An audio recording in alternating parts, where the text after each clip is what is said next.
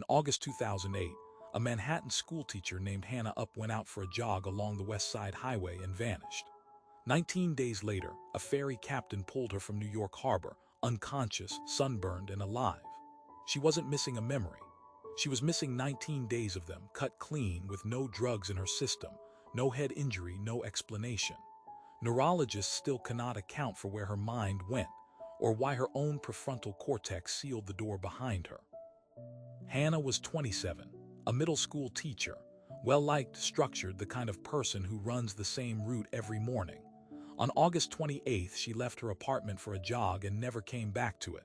Her roommate reported her missing that night. Police searched the piers.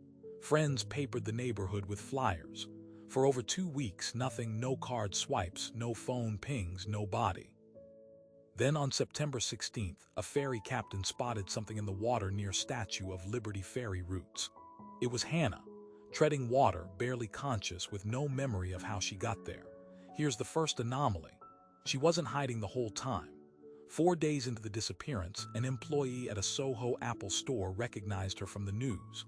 Security footage showed Hannah using a store computer, logged into her own email, scrolling for nearly an hour.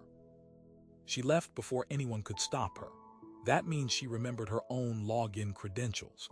She remembered how to type, how to navigate a browser, how to blend into a crowded store.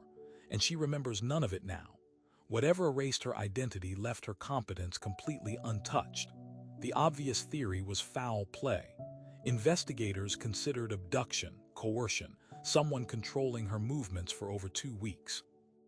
It's the version that makes sense of a hard-to-swallow disappearance, put a villain behind it, and the mystery closes. But the footage didn't support it.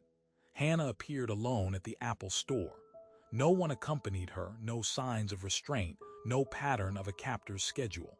Whatever was steering her, it wasn't another person. Then comes the complication that breaks that theory completely. This wasn't Hannah's first episode. In 2007, a year earlier, she'd vanished for a shorter stretch, hours, not weeks, and turned up with the same blank gap where the memory should be. Doctors diagnosed dissociative fugue, a condition where extreme psychological stress causes the brain to disconnect autobiographical memory from conscious access. That diagnosis assumes a triggering trauma severe enough to justify the shutdown. But no one, not her doctors, not her family, not Hannah herself, has ever identified what that trauma was. A brain doesn't usually erase 19 days over nothing. Here's where it gets stranger. Under normal function, your prefrontal cortex works with the hippocampus like a gatekeeper, retrieving and assembling the story of who you are on demand. In documented fugue cases, brain imaging shows something specific happening during an episode, not a passive gap, not a bruise or a blackout, but active suppression. The medial prefrontal cortex appears to be working overtime, blocking retrieval circuits on purpose, as if some deeper system decided identity itself was dangerous to access. Hannah was never scanned during her actual disappearance, the window that would prove it happened this way. But what we know from her behavior lines up with it exactly.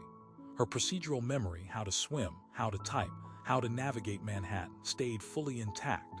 Only the autobiographical thread, the part that would tell her who she was, got cut.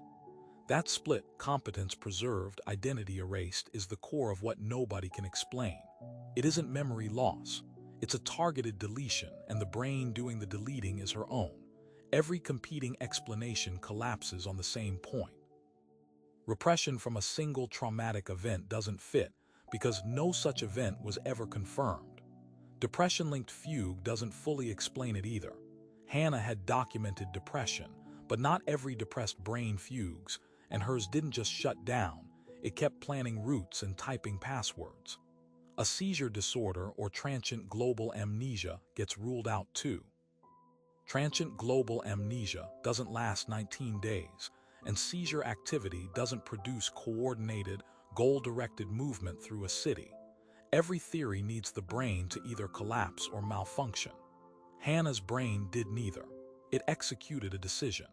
Hannah has never recovered those 19 days. She's spoken publicly about waking up in that water with no idea who she was for a moment. Neurologists studying fugue states still can't say definitively what flips that switch, or what flips it back 19 days later on a random Tuesday in the harbor. The question was never really where she went. It's what decided, somewhere behind her own eyes, that she wasn't allowed to remember it, and whether that same switch is sitting in the rest of us, waiting.